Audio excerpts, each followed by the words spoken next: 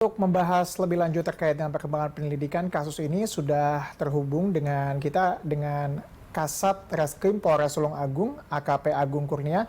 Selamat sore Pak Agung. Pak Agung, kita kan sudah mengetahui bahwa ini merupakan kerabat dekat dari korban ya, si pelaku ini ya. Tapi hubungannya sebenarnya apa Pak antara korban dan juga pelaku ini? Kalau ditarik hubungan, mereka masih bersepupu dari kakeknya, jadi memang bukan kerabat yang terlalu dekat, tapi memang masih ada hubungan darah seperti itu. Oke, kalau dari perkembangan hingga saat ini sebenarnya apa kemudian motifnya sampai kemudian pelaku ini gelap mata sampai membunuh? Tadi kan kita tahu ya bahwa mereka meskipun tidak terlalu dekat juga merupakan satu keluarga begitu. Betul, motifnya yang pertama seperti tadi disampaikan bahwa memang korban ini memiliki hutang, jadi memang dulu sebelumnya pernah ada jual beli sebuah barang yaitu batu akik yang dijual dari tersangka kepada korban senilai 250 juta pada tahun 2021. Sampai sekarang berarti sekitar sudah 2 tahun lebih belum dibayarkan oleh korban. Hanya yang bersangkutan sudah menagih berulang kali, namun korban tetap saja mengelak bahkan mengejek dari tersangka, mengatakan bahwa kamu sudah mampu aja kok, ngapain masih minta-minta uang ke saya, seperti itu. Oke, ada unsur sakit hati juga ya terkait dengan hutang ini apa ya. Kemudian apakah pelaku ini melakukan pembunuhannya seorang diri, Pak?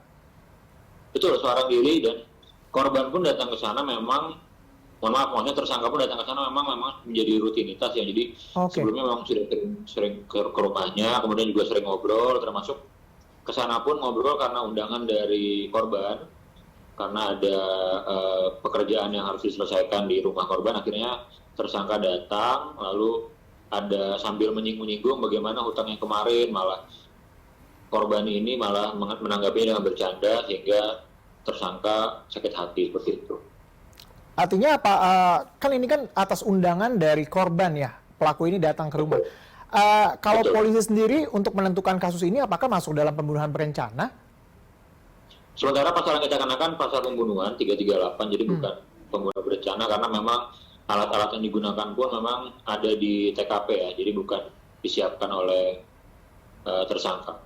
Oke, kalau kita kan sudah tahu ya Pak ini bahwa korban ini sendirian melakukannya, tapi bagaimana kemudian korban sampai membunuh pasangan suami istri ini Pak?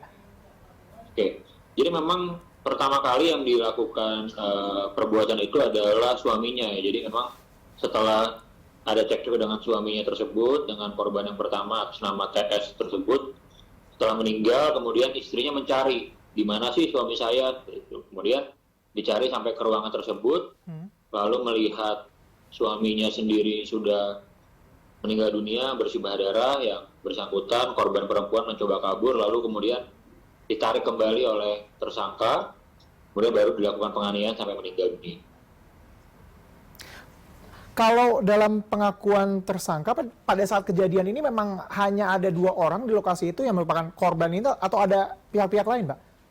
Betul, hanya 2 orang, hanya korban dengan tersangka saja. Kemudian setelah korban itu meninggal, datanglah istri dari korban, karena kan istri korban mengecek kenapa kok suami saya tidak kembali ke dalam rumah.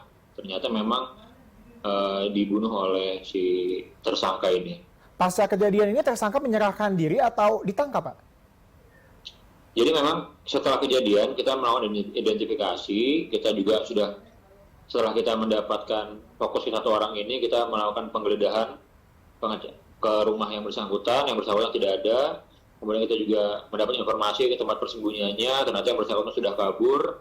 Lalu kita mencoba melakukan pendekatan kepada keluarga, kemudian pendekatan kepada tokoh masyarakat, sehingga yang bersangkutan mau bersama kita datang ke Polres untuk dilakukan penyelidikan dan penyidikan. Baik. Terima kasih Pak Agung Kurnia atas perbincangan singkat kita sore ini. Selamat bertugas kembali, Pak.